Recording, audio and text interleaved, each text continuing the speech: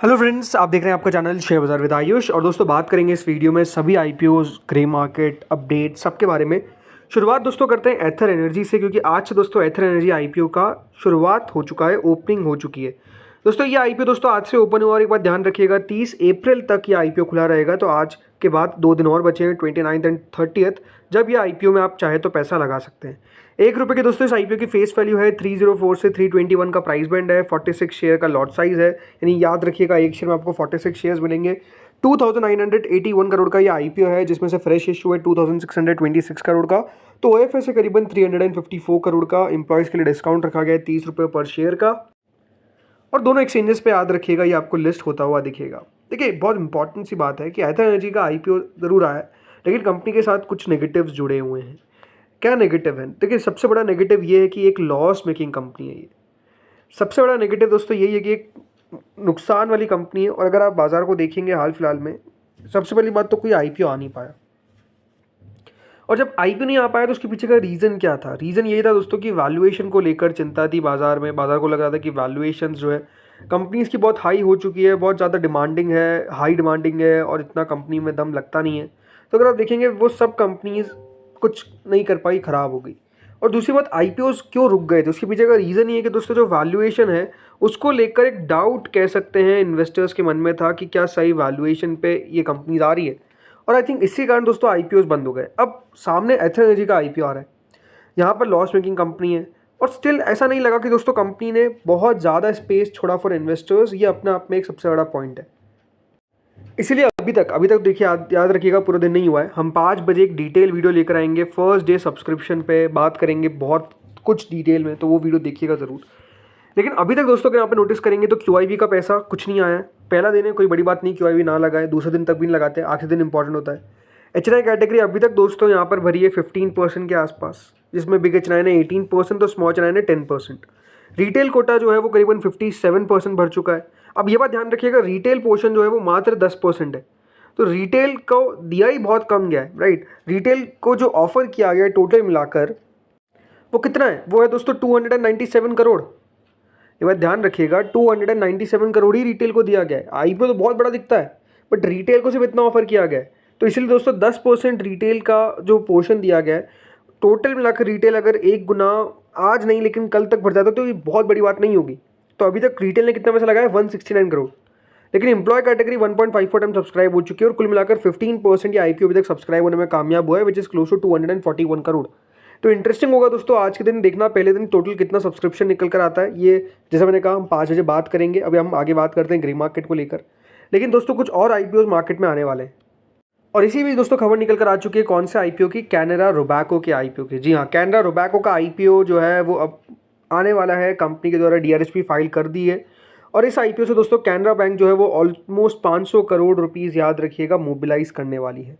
तो देखिए यहाँ पर खबर जो आई है इसके हिसाब से Canara Bank likely to garner little over 500 crore from the partial sale of its mutual fund Canara Robeco asset management. तो आपने सुना ही होगा दोस्तों कि कैनरा रोबैको एसेट मैनेजमेंट का जो यहाँ पर आईपीओ है वो आने वाला है। और इसमें क्योंकि देखिए कैनरा बैंक की हिस्सेदारी है, तो कैनरा बैंक ऑलमोस्ट 500 करोड़ रुपए याद रखिएगा इस आईपीओ से कमा सकता है। इससे बैंक की कैपिटल एडिक्वेसी रेशियो और कंटिन्यू जो एडवांसेस ग्रोथ और ब्रांच एक्सपांशन है वो कंपनी आसानी से कर सकती है विदाउट रेजिंग फ्रेश इक्विटी। इससे कैनरा बैंक याद रखिएगा ऑलमोस्ट 13% जो इनकी होल्डिंग है एसेट मैनेजमेंट कंपनी में, उससे कंपनी दोस्तों यहाँ पर ऑफलोड करती हुई नजर आएगी। बाकी देखिए आईपीओ की साइज़ की बात करें तो आईपीओ ऑलमोस्ट 800 से 1000 करोड़ के बीच में रहता हुआ नजर आ सकता है। लेकिन एक बात ध्यान रखिएगा, ये एक प्योर ओएफएस है। जी हाँ, कोई भी पोर्शन जो है वो फ्रेश इशू का नहीं रहेगा, प्योर ओएफएस रहने वाला है। 800 से 1000 करोड़ के आसपास का साइज़ रहने वाला है। जो final size of the issue है वो आगे जब डिस्कवरी होगी प्राइस की तब पता हमको चलता हुआ नजर आएगा। But no doubt papers file कर दिए गए हैं। कैनरा बैंक और ऑरिक्स कॉर्पोरेशन यूरोप, ये बात ध्यान रखिएगा, ऑलमोस्ट 4.98 करोड़ जो शेयर्स है वो ऑफलोड करते हुए नजर आएंगे फ्रॉम दिस आईपीओ। लेकिन कोई भी पैसा ये बात ध्यान रखिएगा कंपनी के पास नहीं जाएगा, यानी कैनरा रोबैको के पास नहीं जाएगा। कैनरा बैंक और ऑरिक्स कॉर्पोरेशन यूरोप एनवी के पास जाता हुआ नजर आने वाला है। इसके अलावा कौन से मेन बोर्ड आईपीओ आने वाले हैं? तो देखिए मेन बोर्ड आईपीओ यानी एक्शन में, तो देखिए मेन बोर्ड आईपीओ में बहुत जल्द आप सुन सकते हैं लीला होटल्स का नाम। जी हाँ, लीला होटल्स को यह बात ध्यान रखिएगा, सब कुछ मिल चुका है, अप्रूवल मिल चुका है सेबी से। अब ये चांसेस बहुत ज़्यादा बन रहे हैं कि दोस्तों अगला कोई आईपीओ अगर ओपन हो सकता है तो वो लीला होटल्स का हो सकता है। ऑलमोस्ट 5,000 करोड़ का, ये बात ध्यान रखिएगा, ये आईपीओ आपको रहता हुआ देखने को मिल सकता है, जिसमें 3,000 करोड़ का फ्रेश इशू रहेगा तो 2,000 करोड़ का ऑफर फॉर सेल रहेगा। आईपीओ का जो एम है to raise capital for debt repayment और जनरल कॉर्पोरेट पर्पसेस, इसमें देखिए एक्सपांशन प्लान्स भी कंपनी के शामिल है। अब इंटरेस्टिंग होगा दोस्तों देखना कि कब जाकर कंपनी का जो आईपीओ है वो आपको आता हुआ दिखेगा, बट अभी तक ये बात सही है कि अगर कंपनी की आप बात करते हैं तो इशू का साइज़ बड़ा है। तो इंटरेस्टिंग होगा कि क्या यहाँ पर कंपनी भी अपने आईपीओ के साइज़ को क्या कट करेगी, बिकॉज बहुत सारी कंपनीज ने दोस्तों कट करने का विचार बनाया है, अगर आईपीओ लेकर आना तो हम कट कर देते हैं थोड़ा साइज़। बट हाँ, ये आईपीओ दोस्तों हो सकता है। इसमें जो प्रमोटर है वो है दोस्तों प्रोजेक्ट बैलेट बैंगलोर होल्डिंग्स, ये एक एफिलिएट ब्रूकफील्ड एसेट मैनेजमेंट है और ये भी अपना शेयर्स बेचते हुए नजर आएंगे थ्रू इट्स आईपीओ। कंपनी के देखिए एक्सपांशन प्लान है कि लीला होटल्स ने ये प्लान किया है टू ऐड 8 होटल्स, जी हाँ 8 नए होटल्स जो है वो कंपनी चाहती है कि 2028 तक ऐड कर सके। तो लेट्स सी होता क्या है। इसके अलावा एक और जो आईपीओ दोस्तों एक्शन में आ सकता है वो है विक्रन इंजीनियरिंग का। अब ये बात ध्यान रखिएगा, मैं जो बात कर रहा हूँ ये है सब्जेक्ट टू मार्केट। मतलब क्या, अगर दोस्तों बाजार गिर जाता है तो फिर ये आईपीओस नहीं आ पाएंगे, बट अगर मार्केट्स में एक स्टेबिलिटी रहती है, अभी अगर आप देखेंगे थोड़ा सा जियोपॉलिटिकल टेंशन बनी हुई है, बट आज के दिन मार्केट्स ने एक फिर स्मार्ट रिकवरी दिखाई है। बट ये बात है कि अगर मार्केट स्टेबल रहता है तो दोस्तों ये आईपीओ जो है वो नो डाउट आपको आते हुए नजर आ जाएंगे। तो विक्रन इंजीनियरिंग भी इसी के साथ साथ आईपीओ आ सकता है। ऑलमोस्ट 1,000 करोड़ का दोस्तों ये आईपीओ रहेगा, जिसमें से 900 करोड़ का रहेगा फ्रेश इशू, तो ओएफएस रहेगा 100 करोड़ का। यह ध्यान रखिएगा। इनमें जो प्रमोटर है राकेश अशोक मार्केटकर, ये अपने प्रमोटर इस कंपनी के। तो लेट्स सी कि कब जाकर ये आईपीओ आता है। अब चलिए सभी आईपीओस और ग्रे मार्केट पे बात करते हैं। अब ये बात ध्यान रखिएगा, सबसे पहले ग्रे मार्केट का मतलब ये नहीं है कि देखिए एक्यूरेट है ये। अगेन ग्रे मार्केट कोई एक्यूरेट नहीं है, गलत होने की पूरी संभावना रहती है। तो उस बात को आपको ध्यान रखना है। अगर आप सोच रहे हैं कि ग्रे मार्केट को देखकर मैं पैसा लगा देता हूँ, बिल्कुल गलत तरीके से आप पैसा लगाएंगे, ना पैसा बनता हुआ नज़र आएगा। ये आपको बार बार बताता हूँ मैं, वापस से इस वीडियो में भी बता रहा हूँ, ठीक है। सो दोस्तों यहाँ पर अब बात करते हैं जो एसएमई आईपीओ का अनाउंसमेंट हुआ है, श्रीजी डीएलएम। जी हाँ, ये आईपीओ दोस्तों ओपन होने वाला है 5 मई से 7 मई के बीच में। 99 रुपीज़ का इसका प्राइस बैंड है, कोई ग्रे मार्केट नहीं है। 16.98 करोड़ का इशू का साइज़ है। 5 to 7 ऑफ मई तक खुला रहेगा। देखते हैं यहाँ पर कितना एक्शन बन पाता है। अगला आता है वैगन्स लर्निंग, एक बीएससी एसएमई इशू। 82 रुपीज़ का दोस्तों इसका प्राइस बैंड है with no grey market. 38.38 crore का दोस्तों इशू का साइज़ है। ये 2 मई से 6 मई के बीच में आईपीओ ओपन होगा वैगन्स लर्निंग। तो लेट्स सी यहाँ पर कितना एक्शन बनता है। अगला आता है कैनरिक इंडस्ट्रीज, एक बीएससी एसएमई इशू जो 29 ऑफ अप्रैल से 6 ऑफ मई तक खुला रहेगा। 25 रुपीज़ का इसका प्राइस बैंड आप देख सकते हैं, कोई ग्रे मार्केट नहीं है।